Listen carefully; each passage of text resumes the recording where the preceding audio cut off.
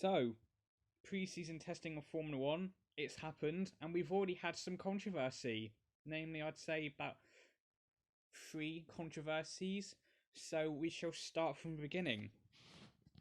So pre-season testing day one, we had the Alfa Romeo car launch, the 2020 car, and the Racing Point, and it is very much like the 2019 Mercedes, like flat out, the front wings like pretty much identical. If you find a have a look online and find a 2020 Racing Point and 2019 Mercedes side by side, especially the front is so identical. Um, One thing, something like fair play to Racing Point. I think they'll be challenging McLaren Renault for probably fourth place. I'm hoping. Um, Actually, no, probably not because of Lance Stroll. Anyway, everyone, I think most teams, well, probably for like the midfield, has kicked off a lot about this.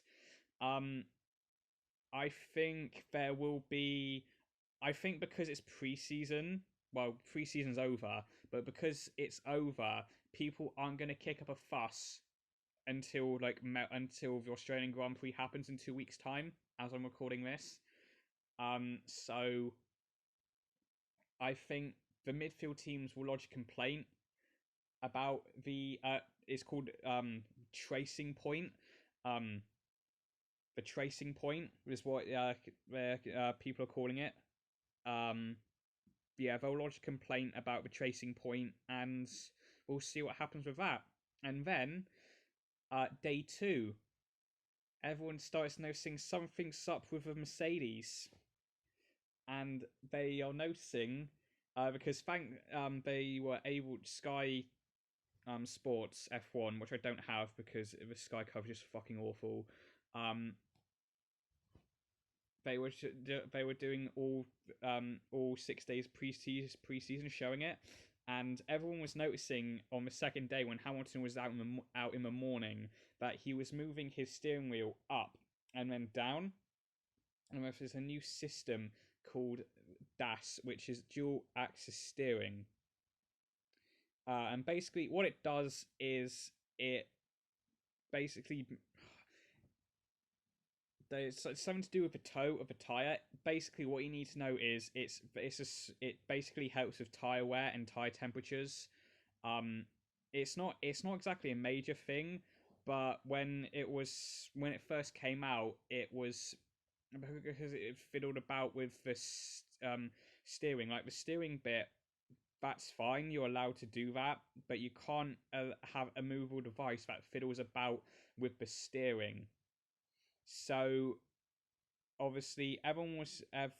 Well, I say everyone. Probably Ferrari said something. They said they're not going to use it because after after the first week of testing, the FIA said it was going to be banned for 2021.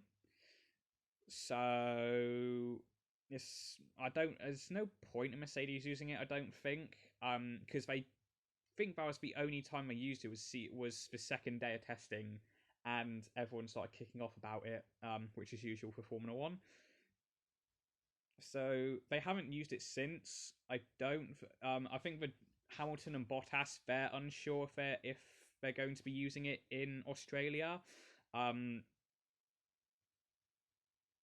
but it's a very minimal like there's a very minimal impact, but because it deals with there's a grey area with the it fiddling with suspension, it could get banned. I think if it's like significant, which I don't think there will be a significant advantage, but if there is, Ferrari and Red Bull will lodge a complaint into the FIA.